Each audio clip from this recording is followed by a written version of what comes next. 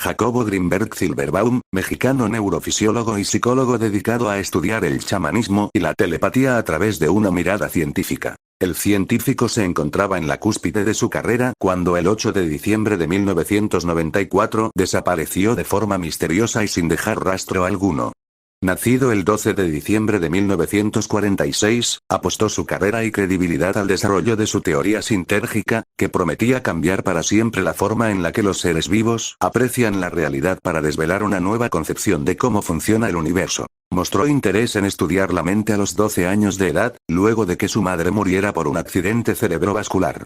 Este episodio lo orilló a inscribirse en la Facultad de Psicología de la Universidad Nacional Autónoma de México, UNAM. Posteriormente viajó a Nueva York, en donde estudió un doctorado en psicofisiología en el Brain Research Institute. En la búsqueda por intentar aplicar el método científico al chamanismo, lo que a vista de otros investigadores distaba mucho de la rigurosidad, Grinberg Silverbaum emprendió un recorrido por México, en donde finalmente se encontró con Bárbara Guerrero, Pachita, la curandera más famosa del país que realizaba cirugías psíquicas con ayuda del Tlatoani Mexica Cuauhtémoc.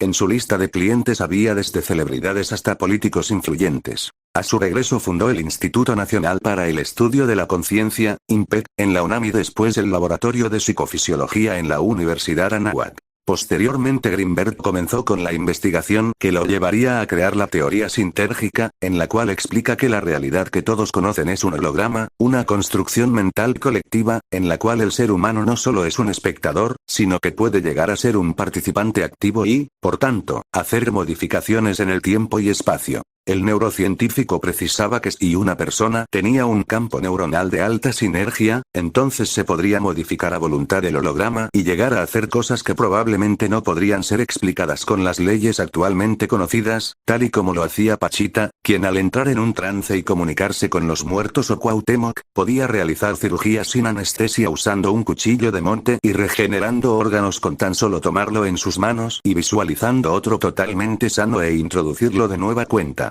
Esto es, Pachita sacaba el pulmón enfermo, injertaba el otro pulmón y listo. De alguna manera todo quedaba arreglado. Como si no hubiera necesidad de una serie de procesos que normalmente uno supone que deben de ocurrir para la interconexión de los órganos injertados. Y al preguntarle a Pachita qué pasaba, cómo es que hacía este portento, ella decía que el proceso simplemente ocurría así, dijo Grinberg en una de sus últimas entrevistas, que fue recuperada y difundida por el escritor Lorenzo León Diez en 2014. Pero Grinberg no se quedó ahí y comenzó a estudiar la telepatía, la transmisión de información de una persona a otra sin utilizar ningún canal sensorial ni interacción física, así como la telequinesis, la habilidad psíquica que permite a una persona influir en un sistema físico sin interacción física. Fue así que, a través de la meditación, el investigador logró demostrar que dos cerebros expuestos a diferentes estímulos podrían arrojar resultados similares, algo a lo que Grinberg llamó potencial transferido. Con ello, Grinberg buscaba reafirmar que la gente percibe y recibe información a partir de la estructura del espacio, pero es justo cuando se empiezan a ver casos como el de Pachita, en donde ella genera una imagen de una estructura que tiene y la hace visible a los demás, tanto que provoca un cambio en esa realidad. En el momento de su desaparición, Jacobo Grinberg se disponía a hacer un experimento para demostrar la telepatía entre una persona de México y otra que estaba en la India, yendo incluso en contra de la teoría de la relatividad de Albert Einstein, que estableció que nada podría ser más rápido que la velocidad de la luz. Despertado ese campo neuronal en todo el mundo, el investigador señalaba que entonces era posible dominar el holograma, entender su funcionamiento y despertar para alcanzar la verdadera realidad. La incógnita que despertó la repentina desaparición de Grinberg Silverbaum a 4 días de su cumpleaños número 48 fue aún mayor y esto se acrecentó cuando al caso se fueron sumando más irregularidades. La investigación para dar con su paradero comenzó tarde debido a que su última esposa, Teresa Mendoza, no dio aviso inmediato a las autoridades sobre la desaparición del científico, argumentando que era normal que de pronto se fuera de viaje sin avisar y por varios días. Fue hasta mayo que finalmente las autoridades mexicanas comenzaron a investigar el caso, que quedó en manos del comandante Clemente Padilla, quien nunca había dejado ninguno de sus casos sin resolver. Estusa Grinberg, hija del científico y dedicada a la música, aprovechó su participación en un programa llamado Cielo y Tierra, en el que difundió la imagen de su padre desaparecido. En consecuencia, la familia y las autoridades recibieron numerosas llamadas hasta que finalmente una inquietó al oficial a cargo del caso. Un trabajador de una gasolinera reveló que él había visto a Greenberg por última vez en Boulder, Colorado, en el momento en que dos agentes estadounidenses, identificados como Rick Hobart y Marina Velasco, descendieron de una avioneta tipo Cessna y se llevaron al científico y a su esposa, a bordo de dos automóviles blancos.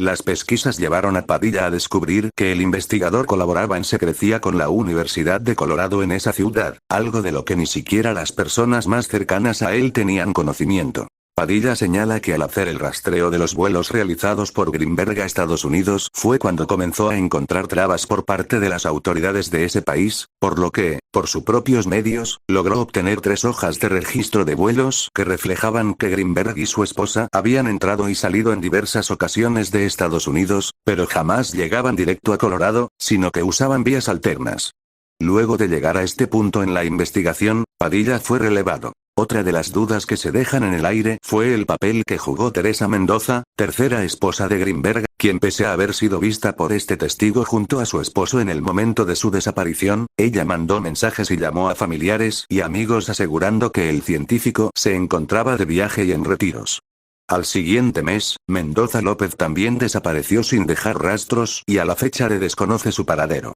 Pero la duda sobre si la CIA secuestró al científico para hacer uso de sus hallazgos cobró fuerza luego de que en el año 2017 las autoridades estadounidenses desclasificaran 930.000 documentos con información que iba de 1940 a 1990, en donde en las 12 millones de páginas se hablaba de, entre otras cosas, del fenómeno ovni, experimentos de control mental durante interrogatorios a prisioneros y estudios sobre la telepatía. Entre uno de esos documentos desclasificados estaba un artículo escrito por el propio Greenberg en el cual explica su teoría sintética. Hay mucha información sobre este caso, he tratado de resumirlo todo lo posible, pero si este caso os interesa trataré de hacer un video mucho más extenso más adelante con toda la información que he recopilado.